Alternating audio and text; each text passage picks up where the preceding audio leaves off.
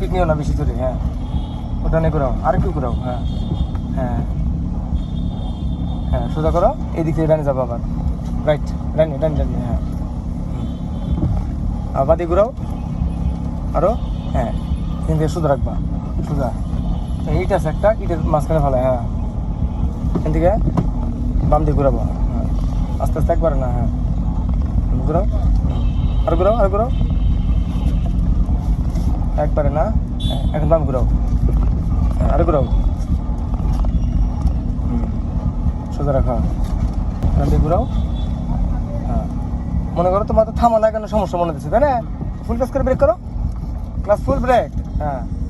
ওকে, আবার গাড়ি রাখাও, গাড়ি বন্ধ না হয়, ভেরি গুড, হ্যাঁ আবার গাড়ি ঘুরে হলো, গাড়ি ঘুরাও আর ঘুরাও, হ্যাঁ গাড়ি তাকাইতে হবে তোমার গাড়ি যাওয়ার আগে, হ্যাঁ গাড়ি মাথা খেয়াল দিকে তাকালে না তো, পাবে তাকালে না, কোন দিকে গেছিলে মনে আছে তোমার? হ্যাঁ যাওয়ার দিক ট্রাই করো, সোজা রাখো, সোজা ফুল সোজা করো, ইট আছে কিন্তু একটা, এখানে একটা ইট ছিল না, হন একটা, ঘুরো, সোজা করে ফেলাবার এদিক দিয়ে,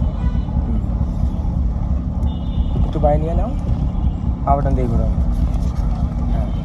সোজা করে ফেলাও আস্তে আস্তে, গাড়ি কোথায় থামাইছিল থামাও, আবার ব্রেক, ব্রেক ক্লাচ, ওকে আবার,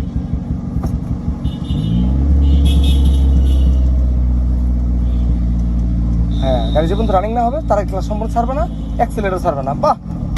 ভেরি নাইস এরাজ, হ্যাঁ ঘুরে ফেলো,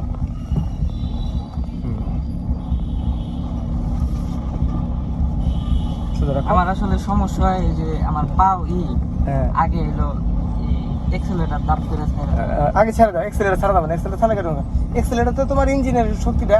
তোমার লাগলে তুমি ওই পরিমাণে চাপ দিবে, ঠিক আছে?